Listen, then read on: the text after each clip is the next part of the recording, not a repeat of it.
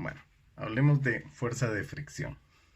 La fuerza de fricción es una fuerza que se produce cuando una superficie que está en contacto con otra superficie trata de comenzar a moverse o lo consigue. La fuerza de fricción básicamente es la medida con la que esta fricción se resiste al movimiento que se está tratando de dar. Depende la fuerza de fricción de los materiales que están en contacto. En la tabla 4.2 de su libro van a encontrar diferentes coeficientes de acuerdo a los materiales que están en contacto, aunque en la vida real existen muchos más valores que los que aparecen solamente en esta tabla. Hay dos valores relacionados con la fricción, cuyo nombre se conoce como coeficiente. Tenemos un coeficiente de fricción estático que conceptualmente nos sirve para determinar cuál es la fuerza mínima que se requiere para que un objeto se comience a mover sobre otro, y el coeficiente de fricción cinético, que es cuando estos dos objetos, uno de ellos ya se encuentra en movimiento. ¿A qué se debe la fuerza de fricción?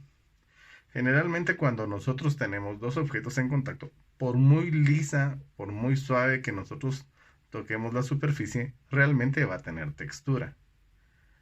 En una imagen que está junto a la tabla 4.2, vamos a encontrar un pequeño dibujo donde tenemos una superficie y un cuadrado que se está tratando de mover.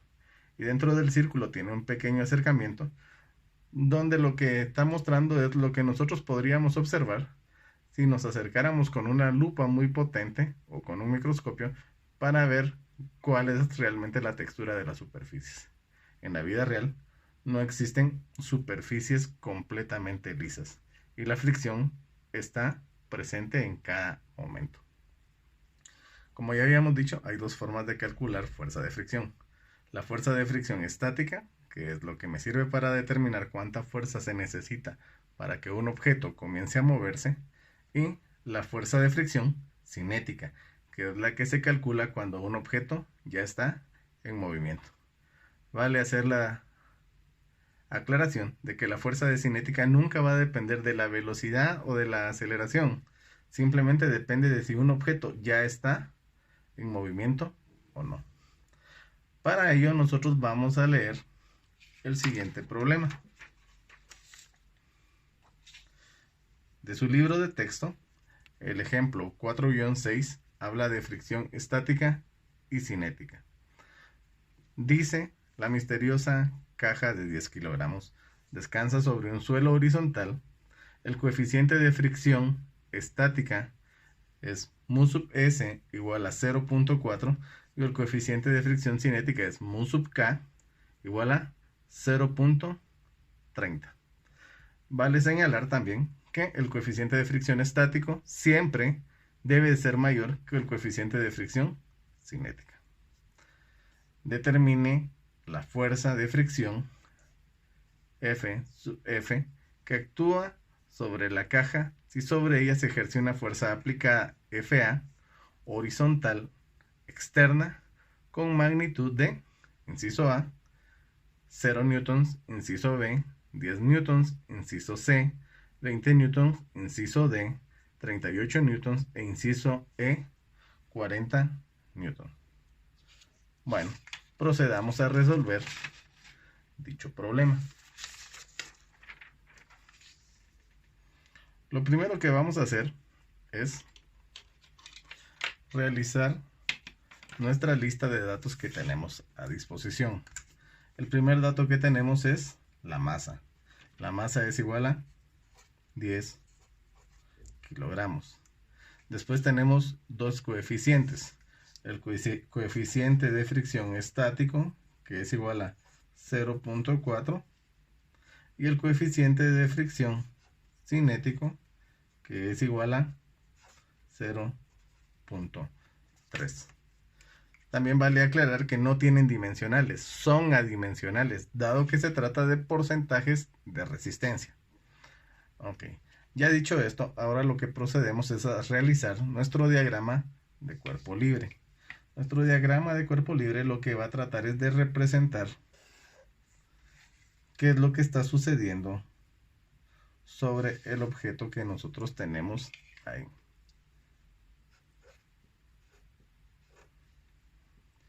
Bueno, ¿qué datos son los que tenemos? Tenemos un objeto que va a estar experimentando varias fuerzas. Primero, una fuerza que es la fuerza aplicada, que es la fuerza que va a estar intentando mover el objeto hacia el lado, en este caso, derecho. Como me están mencionando que existe una fuerza de fricción, esta fuerza de fricción se va a estar resistiendo a dicho movimiento. Por eso, siempre se va a dibujar en dirección opuesta hacia donde yo me estoy tratando de mover. El objeto se encuentra sobre una superficie y al encontrarse sobre una superficie, lo que vamos a hacer es que primero vamos a estar experimentando el peso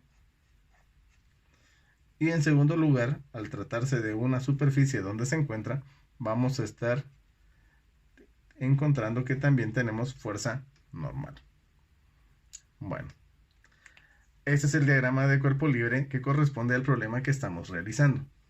Ahora, como recordarán, para calcular la fuerza de fricción, nuestra fórmula es mu por fuerza normal. Recordando que mu puede ser o estática o cinética. Para este primer caso lo que vamos a hacer es lo siguiente. Como no sabemos si se está moviendo o no, lo primero que vamos a hacer es calcular la fuerza de fricción estática.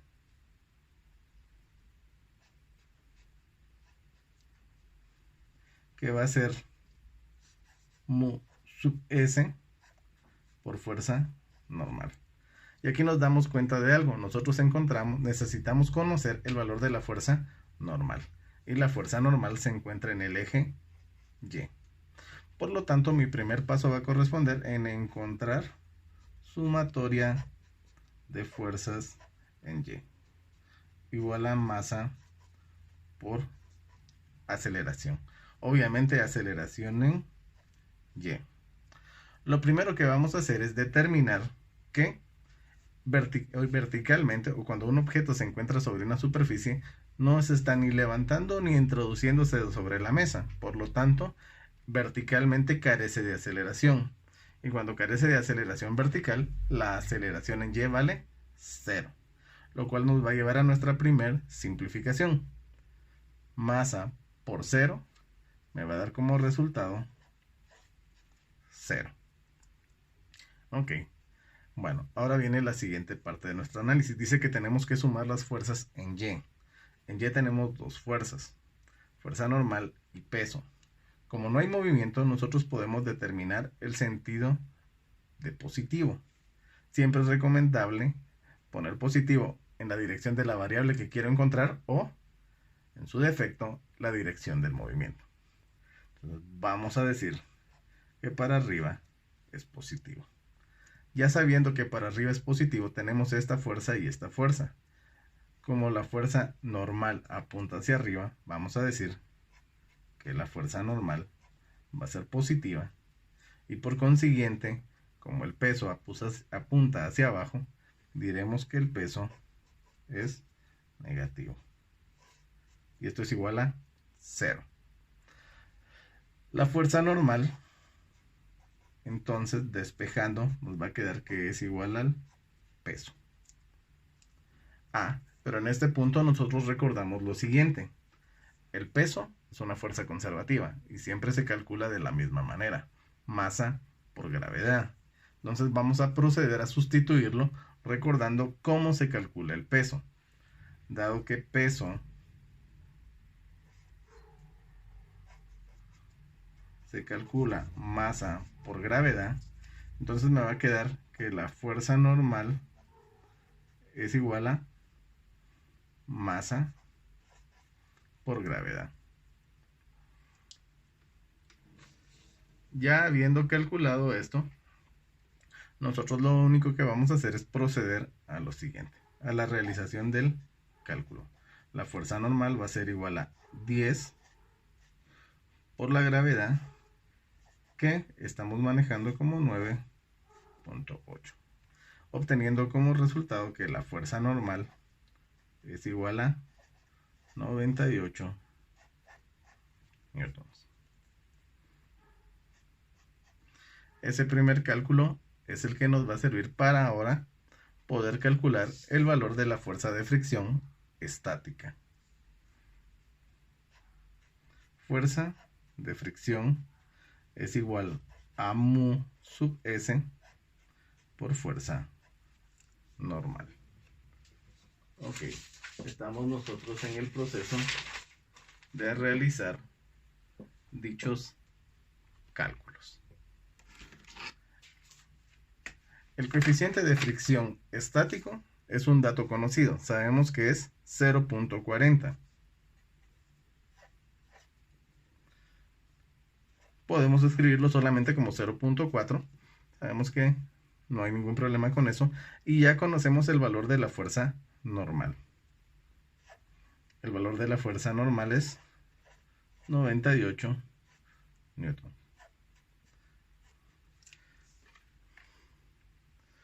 Procedemos a calcularlo. Vamos a calcular esto de acá.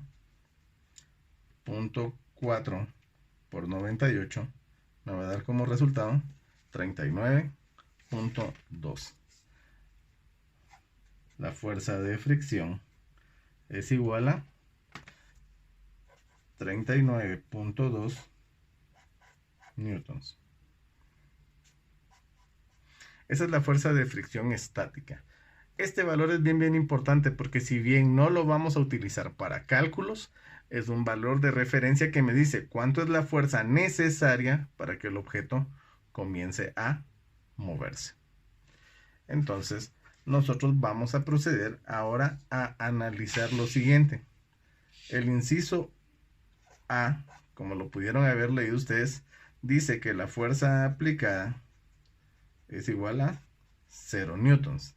El inciso B dice que la fuerza aplicada es igual a 10 newtons. El inciso C dice que la fuerza aplicada es igual a 20 newtons. El inciso D dice que la fuerza aplicada es igual a 38 newtons. Y el inciso E dice que la fuerza aplicada es igual a 40 newtons. Analicemos esto detenidamente, porque esto, en combinación con esto, nos va a permitir averiguar la siguiente información. Sabemos que la fuerza que se requiere para que un objeto se comience a mover es 39.2 newtons. Por lo tanto, vengo en este punto de acá y digo, ¿el objeto se va a mover? No, el objeto no se va a mover. Entonces, ¿qué significa eso? Eso implica que para el inciso A, la aceleración en X vale 0, simplemente porque no se va a mover. Analicemos el siguiente inciso, el B. Dice que se necesitan 39.2 newtons para que se pueda mover. Estoy efectuando solamente una fuerza de 10 newtons. Por ello, para el inciso B, vamos a tener que la aceleración en X es igual a 0, porque no hay movimiento. Y lo mismo podemos deducir del inciso C y el inciso D. La aceleración en X es igual a 0, la aceleración en X es igual a 0, y en el único caso donde no lo puedo deducir es en el siguiente, donde la aceleración en X es una incógnita. Esto es bien importante para la resolución, porque si bien no me están preguntando la aceleración, esta deducción me va a servir para resolver el problema. Ahora procedamos con lo que sí me está preguntando. ¿Cuál era la fuerza de fricción en cada caso?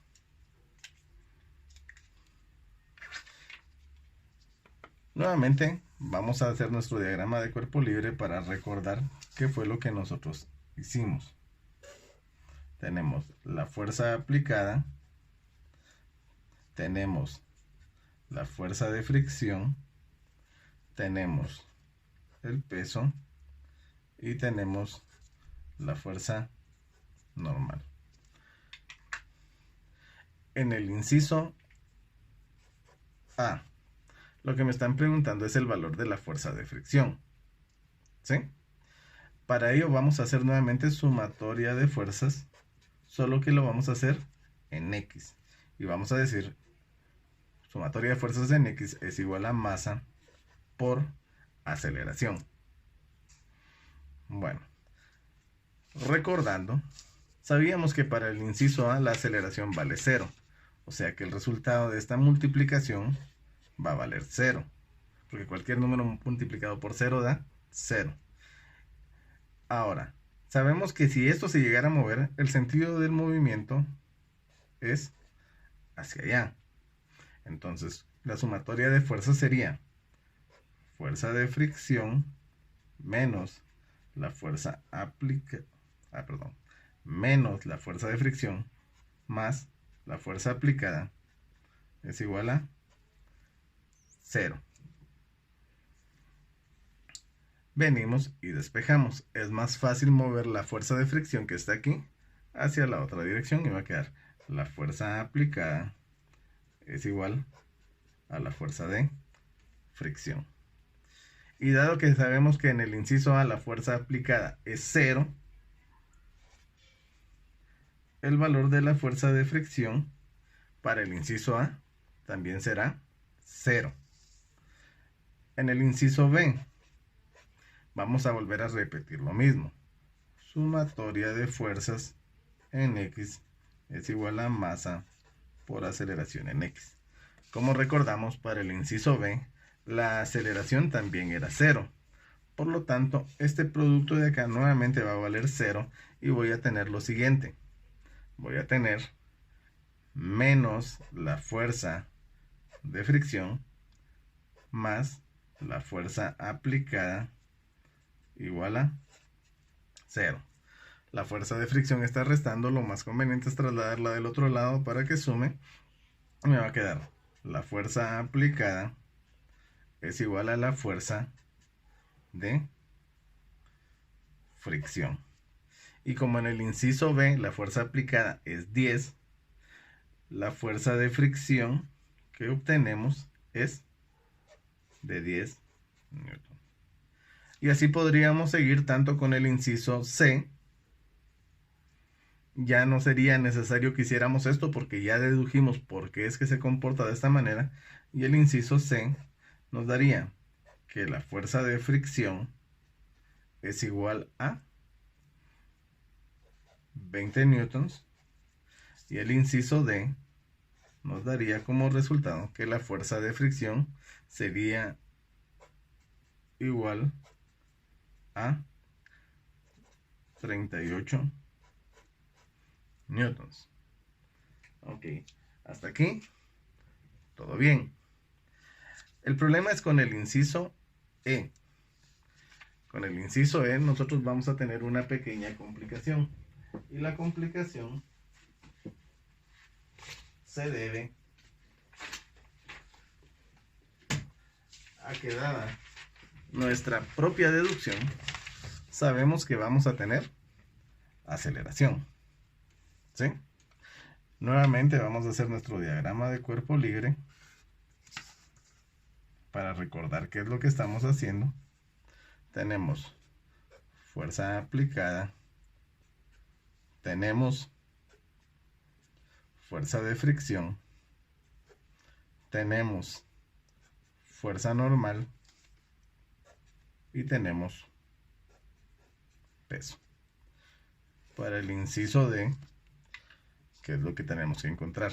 La fuerza de fricción. La fuerza de fricción, ¿cómo se calcula? Mu. Pero ahora sabemos que va a estar en movimiento. Por lo tanto, ya no podemos usar mu sub S, sino vamos a usar mu sub K. y la fuerza normal.